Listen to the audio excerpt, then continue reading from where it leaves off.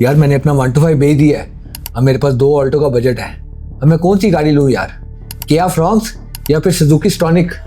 समझ नहीं आ रहा यार, परेशान हो गया। और यार कोई मसला नहीं, अभी कंपैरिजन कर लेते हैं। अगर तो आपका भी 2 ऑल्टो लेने का बजट है ना, और आप ये 2 ऑप्शंस देख रहे हैं स्टॉनिक और फ्रॉन्क्स, तो अभी मुकाबला कर लेते हैं। यार वो लगा देना क्लिप वसीम बदामी वाला, हो जाए मुकाबला। तो हो जाए मुकाबला। सबसे पहले अगर साइज की बात की जाए तो स्टॉनिक जो है वो लेंथ में बड़ी है, बाकी हाइट और वेट में कौन बड़ी है? फ्रॉन्क्स बड़ी है। अब अगर इंजन की बात की जाए तो स्टॉनिक के अंदर जो इंजन आता है वो है 1.4 लीटर का आइस इंजन आता है, और फ्रॉन्क्स के अंदर 1.5 लीटर का माइल्ड हाइब्रिड इंजन आता है। यानी कंप्लीटली हाइब्रिड नहीं होता, इसको आप सेमी हाइब्रिड कह सकते हैं। अब अगर पावर की बात की जाए ना, तो पावर दोनों की सेम है। इसकी भी तकरीबन 100 हॉर्स पावर है और दूसरी की कितनी है? 99 इनकी हॉर्स पावर है, तकरीबन सेम। अच्छा, ये मुझे नहीं पता था। अब अगर टॉर्क की बात की जाए तो यहाँ पे फ्रॉन्क्स जीत रही है 135 न्यूटन मीटर के साथ, जबकि किया स्टॉनिक की बात की जाए तो 133 न्यूटन मीटर ऑफ टॉर्क। और एक और बात कि यहाँ पे किया स्टॉनिक EX प्लस की बात हो रही है, जिसका कंपैरिजन हो रहा है फ्रॉन्क्स के top of the line variant के साथ। अब 2 मुकाबले रह गए हैं। अगर फीचर्स की बात की जाए तो यहाँ पे स्टॉनिक जीत रही है, लेकिन अगर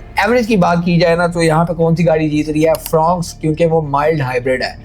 फ्रॉन्क्स की जो एवरेज बताई जा रही है वो है तकरीबन 18 से 22 किलोमीटर पर लीटर तक, जबकि स्टॉनिक की जो है वो 12 से 16 किलोमीटर पर लीटर है। लेकिन एक बात है कि फ्रॉन्क्स जब रोड पे आएगी ना, तब इसकी एवरेज का सही पता चलेगा। अगर तो तब तक फ्यूल की प्राइसेस आपको रोड पे ना लेके आए। अब देखते हैं कि स्टॉनिक के अंदर ऐसा क्या है जो आपको फ्रॉन्क्स में नहीं मिलता। सबसे पहले तो सनरूफ हो गई। स्टॉनिक के अंदर सनरूफ मिलेगी, आपको फ्रॉन्क्स में नहीं मिलेगी। पार्किंग सेंसर्स की अगर बात की जाए तो ये सिर्फ आपको रेयर में मिलेंगे, किसमें? फ्रॉन्क्स के अंदर। लेकिन अगर स्टॉनिक की बात की जाए तो आपको फ्रंट और बैक दोनों के मिलेंगे। अब अगर सीट्स की बात की जाए तो स्टॉनिक के अंदर आपको मिलेगी आर्टिफिशियल लेदर, यानी रेक्सिन की आपको सीट्स मिलेंगी, जबकि फ्रॉन्क्स के अंदर आपको क्या मिलेगी? फैब्रिक की सीट्स मिलेंगी। फिर इसके अलावा स्टॉनिक के अंदर आपको क्या मिलता है? इलेक्ट्रोक्रोमिक जो सा मिरर है वो आपको मिल जाता है, सन ग्लास केस मिल जाता है आपको। फिर इसके अलावा व्हीकल स्टेबिलिटी मैनेजमेंट मिल जाती है, और उसके अलावा ब्रेक असिस्ट मिल जाता है। और ये चारों चीजें आपको किस में नहीं मिलती? फ्रॉन्क्स में नहीं मिलती। और इसके अलावा कुछ और भी फीचर्स आपको स्टॉनिक में मिल जाते हैं। तो फीचर्स के मामले में कौन बाजी ले रही है? स्टॉनिक ले रही है। लेकिन क्या है कि सुजुकी किस बात पे बिकता रहा है पाकिस्तान में आज तक? एवरेज पे।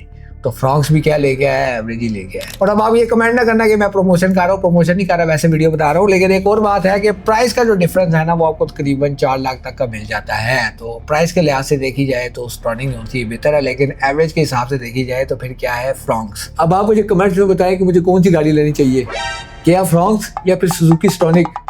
कल मिलते हैं अगली वीडियो में।